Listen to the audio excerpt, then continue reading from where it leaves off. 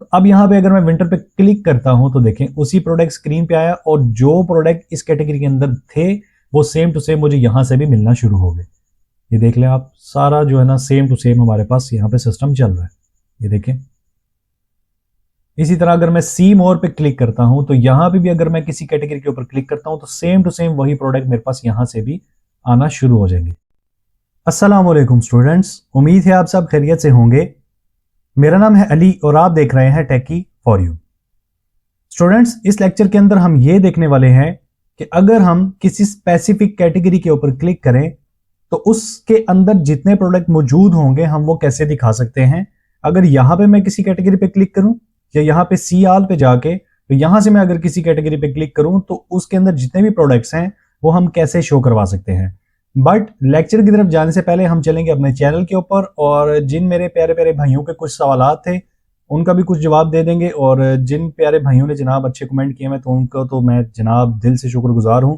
और चलते हैं जनाब, सबसे पहला कमेंट है हमारे पास, सर स्प्लैश स्क्रीन के पहले जो व्हाइट स्क्रीन आता है उसको कैसे रिमूव किया जाए। यार, जो स्प्लैश स्क्रीन से पहले व्हाइट स्क्रीन आ रही है ना, इसके लिए एक पैकेज यूज होता है, या आप एंड्रॉयड के सेक्शन में जाके आप सेटिंग भी कर सकते हो, कस्टम आप वहां पे कलर लगा सकते हो और या कोई इमेज लगा सकते हो, वो भी आप लगा सकते हो। और इसके लिए एक पैकेज आता है फ्लटर नेटिव स्प्लैश स्क्रीन के नाम से। तो मैं किसी वीडियो के अंदर आपको एक्सप्लेन कर दूंगा कि आप उसको कैसे यूज कर सकते हो, ठीक है। और दूसरा कमेंट तो माशाल्लाह बड़ा ज़बरदस्त कमेंट आया है। और यार, मेरी कोशिश यही होती है कि आपको जितना इजी करके मैं समझा सकता हूँ मैं समझाऊं, क्योंकि जब मैं खुद सीख रहा था तो मुझे पता है मुझे कितनी जो है ना प्रॉब्लम हुई थी ये चीज़ सीखने के लिए। और काफ़ी कुछ देख के तो मुझे एक चीज़ का कॉन्सेप्ट क्लियर होता था कि हाँ यार ऐसे भी होता है। तो बस मेरी यही कोशिश होती है कि मैं जितना आसानी के साथ आपको चीज़ें समझा सकता हूँ, मैं उससे भी ज़्यादा कोशिश करता हूँ कि यार मैं और ज़्यादा ईजी वे में आपको समझा सकूँ। तो यार फिर भी थैंक यू सो मच, आप लोगों ने इतना अच्छा जो है ना रिस्पॉन्स दिया मुझे और मुझे काफ़ी जो है ना अच्छा लगा। और नीचे एक और कमेंट है मेरे पास कि फ्यूचर बिल्डर और स्ट्रीम बिल्डर में क्या डिफरेंस है।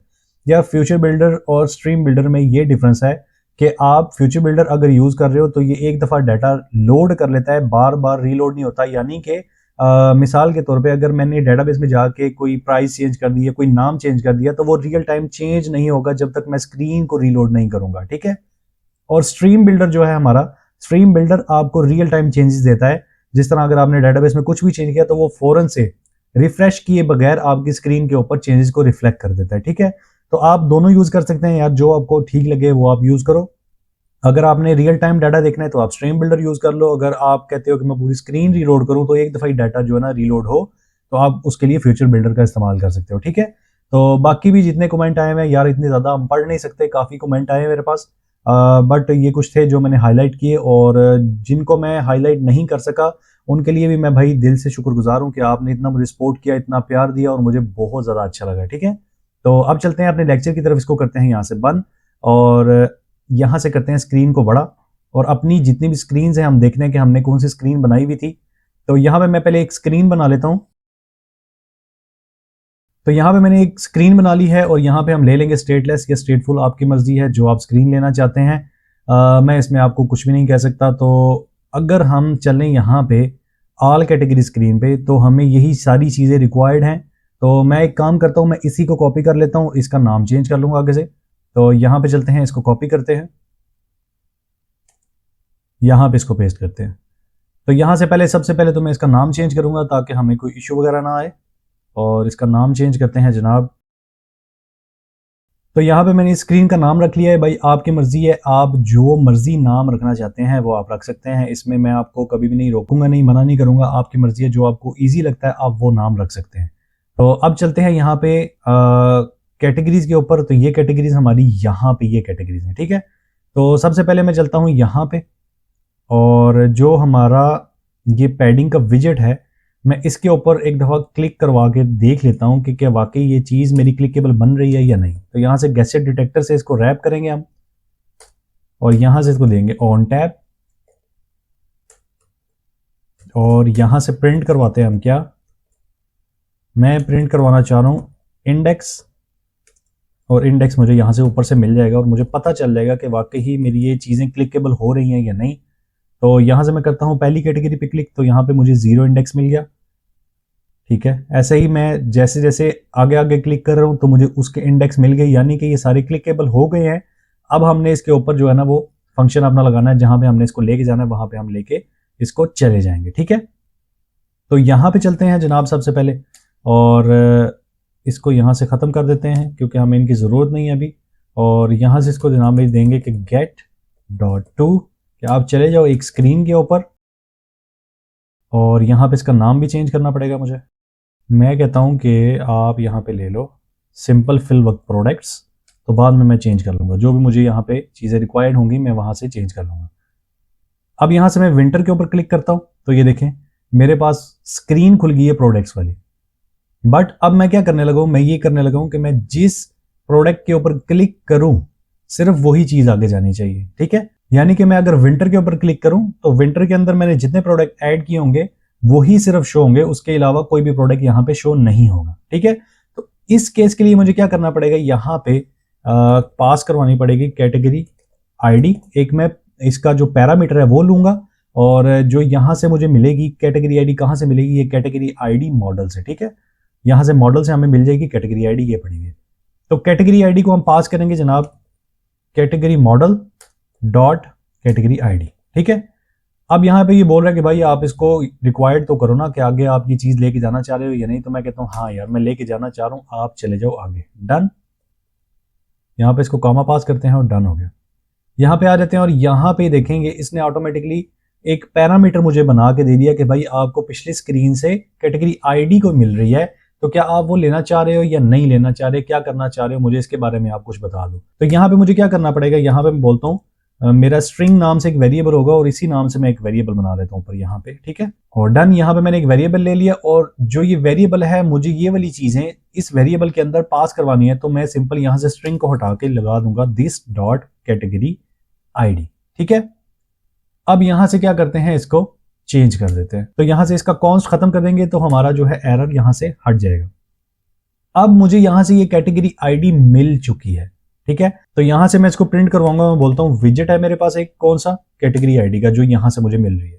तो यहां पे मैंने सेव कर दिया। अब जब भी मैं किसी भी कैटेगरी के ऊपर क्लिक करूंगा ना, तो यहां से मैं एक दफा इसको रीस्टार्ट कर लेता हूं एप्लीकेशन को, और अब चलते हैं सी मोर के ऊपर, और विंटर के ऊपर मैं क्लिक करता हूं।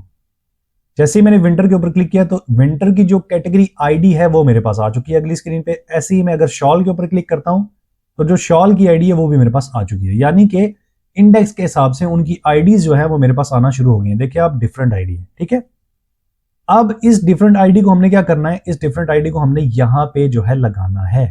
तो मैं बोलता हूं कि भाई आप यहां पे आओ और प्रोडक्ट्स के अंदर जाओ, जो मेरी यहां पे प्रोडक्ट्स की एक कलेक्शन है, ये रही ये वाली कलेक्शन, इसके अंदर जाओ और यहां पे इसको लगाओ वेयर, और फील्ड का नाम देना है। अब यहां पे चलते हैं और एक फील्ड देख लेते हैं कैटेगरी आईडी, ये वाली।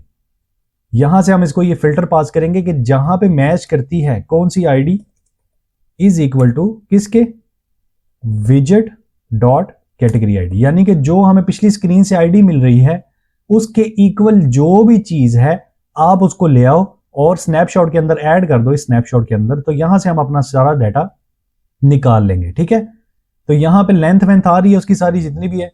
अब मैं एक दफा मैं चलता हूं बैक, सी मोर, और यहां पे करते हैं एंटर। अब यहां पे देखिए लेंथ तो मेरे पास आ चुकी है, बट यहां पे उसको डॉक्यूमेंट नहीं मिले, क्योंकि हम यहां पे कैटेगरी मॉडल को फेच करना चाह रहे हैं, यानी कि कैटेगरीज को फेच करना चाह रहे हैं। बट यहां पे हमने क्या फेच करना है, प्रोडक्ट। तो यहां पे हम फील्ड चेंज कर लेंगे, उस चीज की ना टेंशन लें आप। बट फिल वक्त जो है ना आप इसकी लेंथ के ऊपर ध्यान दें कि अगर मैं चलता हूं बैक, शॉल के अंदर आते हैं और शॉल के अंदर सिर्फ एक ही प्रोडक्ट है, तो एक ही लेंथ उसके आई है हमारे पास। ठीक है, अगर दुपट्टे पे देखते हैं तो दुपट्टे पे भी हमारे पास एक ही है, और वुमेन्स पे देखते हैं तो कितने हमारे पास 3 प्रोडक्ट हैं। ठीक है, तो जिस कैटेगरी के अंदर जितने प्रोडक्ट मैंने ऐड किए हुए हैं वो मेरे पास उनकी लेंथ तो आ चुकी है, बट अब हमने क्या करना है, यहां से प्रोडक्ट को फेच करना है। तो यहां से जो ये कैटेगरी मॉडल है इसको मैं करता हूं कमेंट, और यहां पे चलते हैं। मैंने यहां पे कहीं मॉडल का जो है ना वो बनाया हुआ था प्रोडक्ट का, तो नहीं अभी नहीं बनाया हुआ, तो यहां पे हम बना ही लेते हैं। प्रोडक्ट मॉडल है हमारे पास, प्रोडक्ट मॉडल, और उसको ऐड करेंगे हम प्रोडक्ट मॉडल के अंदर, इक्वल कर देंगे किसके, प्रोडक्ट मॉडल के साथ। ये रहा। अब यहां पे कुछ फील्ड्स मेरे पास आ रही हैं तो उसको भी हम देख लेते हैं। यहाँ पे सबसे पहले हमें क्या है, प्रोडक्ट आईडी को फेच करना पड़ेगा। तो मैं क्या कहता हूँ, यहाँ पे जाओ फाइनल और प्रोडक्ट डाटा, स्नैपशॉट से डाटा निकालो, डॉट डाटा डॉट उसके जितने डॉक्यूमेंट्स आपके पास आ रहे हैं उसको निकालो और इंडेक्स के हिसाब से जितने भी डॉक्यूमेंट है वो ले लो। ठीक है, यानी कि हर इंडेक्स का डॉक्यूमेंट आपने यहाँ पे उठाना है। अब यहाँ पे चलते हैं और ये जितने भी हमारे पास हैं इन पे सब पे पहले पेस्ट कर लेते हैं ये सारा प्रोडक्ट डाटा, ये सारा कुछ हमारे पास मॉडल के अंदर आ जाएगा। तो हम मॉडल से जो है ना इसको चुप करके सेट कर लेंगे और डन। यहां पे आ जाते हैं। मैं बोलता हूं कि इसके अंदर से हमने क्या निकालना है, प्रोडक्ट आईडी। ऐसे ही बारी बारी में सबको यहां पे कर लेता हूं। ले जी डन, हमने जितना भी डाटा था वो अपने मॉडल के अंदर पास करवा दिया है। ठीक है, तो अब हमने क्या करना है, सिंपल यहां पे मॉडल का नाम चेंज करना है। पहले हमारा मॉडल था कैटेगरी मॉडल, अब हमारा जो मॉडल होगा वो होगा प्रोडक्ट मॉडल। तो मैं यहां से इसको कॉपी कर लेता हूं और यहां पे इसको पास करवाते हैं। और इसके अंदर से हमने क्या चेंज करना है, प्रोडक्ट इमेजेस, और यहाँ पे सिंपल इसको 0 पास कर देंगे क्योंकि हमारे पास वहां पे लिस्ट आ रही है। तो मैं कहता हूं कि जो भी हमारे पास लिस्ट का पहला इंडेक्स होगा, जो भी उस पर इमेज पड़ी हुई होगी, वो ऑटोमेटिकली यहाँ पे ऊपर सेट कर देगा। ठीक है, तो यहाँ पे चलते हैं जनाब, इसका नाम भी प्रिंट करवाना पड़ेगा हमें। तो कैटेगरी का नाम नहीं प्रिंट करवाना भाई, हमने यहाँ पे प्रोडक्ट का नाम प्रिंट करवाना है। तो प्रोडक्ट नेम आ जाएगा यहाँ पे और डन। और हमने इसके अलावा कुछ भी नहीं लगाया हुआ इसके अंदर, फिलहाल 2-3 ही चीजें हैं हमारे पास। तो अब चलते हैं बैक। ठीक है, सी मोर पे क्लिक करते हैं एक दफा और अब विंटर के अंदर मैं जा रहा हूं। तो विंटर के अंदर मेरे पास यहाँ पे फिलहाल 3 प्रोडक्ट हैं और वो मेरे पास प्रोडक्ट यहाँ पे आ चुके हैं। ठीक है, तो अब अगर मैं शॉल के ऊपर क्लिक करता हूं तो शॉल के अंदर हमारे पास एक ही शॉल का प्रोडक्ट है, तो वो भी हमारे पास यहाँ पे आ चुका है। ऐसे ही अगर मैं दुपट्टों के ऊपर क्लिक करता हूं तो यहाँ पे ये दुपट्टे जितने भी मेरे पास होंगे, जितने मैंने प्रोडक्ट ऐड किए हुए होंगे अपने डेटाबेस के अंदर, तो वो यहाँ पे आ जाएंगे। इसी तरह अब ये क्या हो गया, स्पेसिफिक कैटेगरी के जितने प्रोडक्ट है वो आपको शो करवाने के लिए हमने दिखा दिए। अब इसमें एक और चीज है कि जब मैं यहाँ पे क्लिक करके नेविगेट हो रहा हूं तो ये आईडी अभी तक आ रही है, तो मुझे इसको चेंज करना पड़ेगा। तो मैं इसको चेंज कैसे कर सकता हूं, यहाँ पे मुझे क्या करना पड़ेगा, ऐड करना पड़ेगा। तो यहाँ पे मैंने इसको सिंपल प्रोडक्ट्स करके चेंज कर दिया। ठीक है, अब आप देखें किसी पे भी क्लिक करें तो प्रोडक्ट्स लिखा हुआ आ रहा है क्योंकि यहाँ पे स्क्रीन पे हम शो ही प्रोडक्ट करवा रहे हैं, तो वो हमने यहाँ पे शो करवा दिया। अब किसी भी कैटेगरी के ऊपर आप क्लिक करें तो क्या होगा, वो इस स्क्रीन पे नेविगेट हो जाएगा और यहाँ पे क्या होगा कि आपको प्रोडक्ट नजर आ जाएंगे। अब यहाँ पे एक एरर आ रहा है तो हम उसको भी सेट कर लेते हैं और उसके लिए हमें यहाँ पे आना पड़ेगा और यहाँ पे नेम के अंदर यहाँ पे ओवरफ्लो इसको देना पड़ेगा, overflow text overflow dot ellipse. ठीक है, डन हो गया क्योंकि हमारा यहाँ पे नाम काफी बड़ा था तो इसलिए हमें यहाँ पे इशू आ रहा था। तो वो आपकी मर्जी है, यहाँ से आप अगर इसके ग्रिड व्यू का साइज चेंज कर लेते हैं, ये एस्पेक्ट रेशियो या इसका साइज चेंज कर लेते हैं, तो आप जितना बड़ा इसको बनाना चाह रहे हैं आप वो आसानी के साथ बना सकते हैं। अब ये तो हो गया, हमने सी आल पे क्लिक किया तो अंदर आके यहाँ पे हमने कैटेगरी पे क्लिक किया तो तब जाके हमें ये प्रोडक्ट नजर आए।